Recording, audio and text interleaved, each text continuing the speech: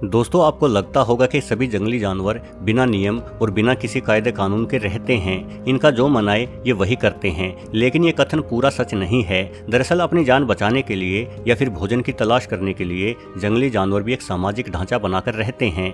जैसे कि अफ्रीकन जंगली कुत्ते, इनके संगठन में कमाल की एकता होती है। यही कारण है कि जहाँ एक और शेरों द्वारा शिकार के 10 प्रयास किए जाने पर मात्र एक प्रयास ही सफल हो पाता है, वहीं जंगली कुत्तों द्वारा शिकार के 10 प्रयासों में से 9 प्रयास सफल रहते हैं। अफ्रीकन जंगली कुत्तों की एकमात्र विशेषता झुंड में रहना ही नहीं होती, बल्कि इनके झुंड के कुछ कड़े नियम भी होते हैं। झुंड में एक मुखिया नर और मुखिया मादा होती है। मिलन करने का और बच्चे पैदा करने का अधिकार केवल मुखिया नर और मादा के पास ही होता है। झुंड का कोई भी अन्य सदस्य न संभोग कर सकता है और न ही संतान पैदा कर सकता है, और यदि कोई ऐसा करना चाहता है तो उसे पहले मुखिया को हराना होता है, या फिर वो सदस्य झुंड छोड़कर भी जा सकता है। ऐसे बागी सदस्य अपने लिए नया झुंड बनाकर रह सकते हैं। जंगली कुत्ते न सिर्फ शिकार करने में बल्कि दूसरे जानवरों से शिकार छीन लेने में भी बेहद माहिर है। इस वीडियो में आप देख सकते हैं कि इन कुत्तों का यह छोटा सा झुंड भी एक तेंदुए से किस तरह से शिकार छीन रहा है।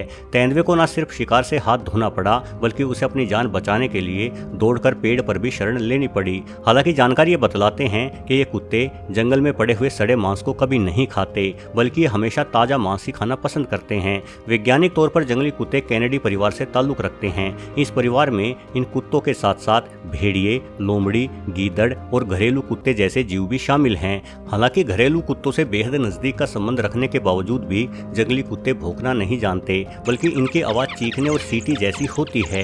भारत में जंगली कुत्तों की एक अन्य उपप्रजाति भी पाई जाती है, जिसे ढोल कहा जाता है। आपने देखा ही होगा कि आमतौर पर कुत्ते अपनी एक टांग उठाकर हल्के होते हैं, लेकिन भारतीय जंगली कुत्ते यानी ढोल अपनी एक टांग उठाकर नहीं, अपितु अपने अगले पैरों पर खड़े होकर पिछली दोनों टांगे उठाकर भी हल्के होने का हुनर जानते हैं। इस वीडियो में देखिए, मूत्र विसर्जन का ऐसा अनोखा तरीका आपने और किसी जानवर में नहीं देखा होगा। इस तरह से पेशाब की गंध फैलाकर ये कुत्ते सिर्फ शरीर से विषाक्त पदार्थ ही बाहर नहीं निकालते, बल्कि ये तरीका अपने इलाके की पहचान करने और दूसरे शिकारियों को दूर रखने के लिए भी बेहद कारगर है। जंगली कुत्तों के सूंघने की क्षमता बेहद तेज होती है। सिर्फ पेशाब की गंध से ही ये पता लगा सकते हैं कि पेशाब करने वाला जानवर किस नस्ल का है और वो जानवर यहाँ कितनी देर पहले रहा होगा।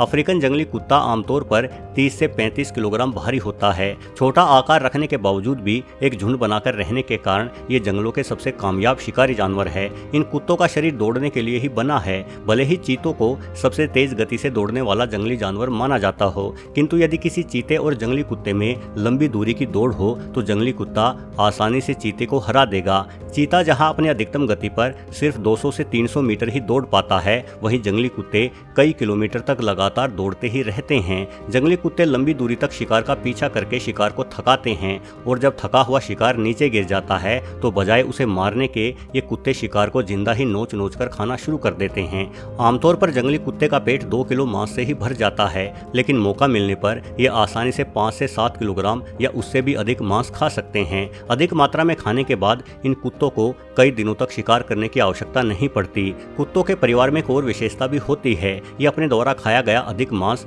अपने बच्चों के सामने जाकर वापस उगल देते हैं, जिससे इनके बच्चों को भी भोजन मिल जाता है। हालांकि जीवन जीने और शिकार करने का इतना हुनर होने के बावजूद भी आज जंगली कुत्तों का अस्तित्व बेहद संकट में है। इनकी संख्या लगातार गिरती जा रही है। असल में कई बार ये कुत्ते इंसानी इलाकों में घुस आते हैं और इंसानों के पालतू जानवरों का शिकार भी कर लेते हैं, जिस वजह से स्थानीय किसान इन कुत्तों को देखते ही गोली मार देते हैं। जंगली कुत्तों की घटती संख्या का एक और महत्वपूर्ण कारण रेबीज बीमारी को माना जाता है। ये बीमारी आमतौर पर इन कुत्तों को चमगादड़ से मिलती है। बीमारी से प्रभावित कुत्ते की सोचने समझने की शक्ति क्षीण हो जाती है और बीमार कुत्ता अपने ही झुंड के दूसरे साथियों को भी काट लेता है, जिस कारण पूरे झुंड में रेबीज बीमारी एक महामारी की तरह फैल जाती है और एक साथ ही पूरे झुंड के सभी कुत्ते मारे जाते हैं। दोस्तों, अपने गहरे सामाजिक ढांचे और मिलजुल कर रहने की क्षमता के दम पर ये कुत्ते चूहों से लेकर भैंसों जैसे बड़े जानवर को भी मार गिराते हैं। लेकिन ये बड़ी चिंता का विषय है कि इतना कामयाब शिकारी होने के बावजूद भी आज जंगली कुत्तों का अस्तित्व खतरे में है।